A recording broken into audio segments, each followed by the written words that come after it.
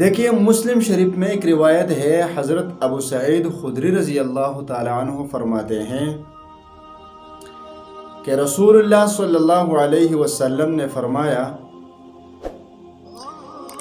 کہ دنیا ایک میٹھی اور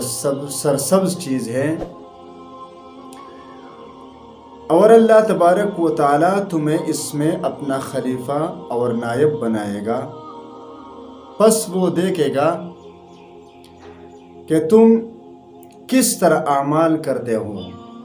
پس دنیا سے بچو اور عورتوں سے بھی ڈرتے رہو، کیونکہ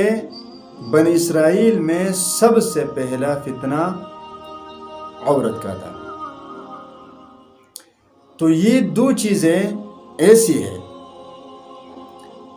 عورتوں کے ساتھ محبت اور دنیا کے ساتھ محبت، یہ انسان کے دل کو سخت بنا دیتے ہیں، اور انہی دو چیزوں سے جو بھی انسان بچے گا، ان سے محبت نہیں کرے گا اور اپنی ساری زندگی اس پر نہیں لگائے گا، اس شخص کے دل نرم ہوگا۔ تو دلوں کو نرم کرنے کے لیے یہ چیزیں کہ دنیا کی محبت چھوڑ دو، زیادہ عورتوں کی خواہشات اور محبت چھوڑ دو، اور پس نیکی میں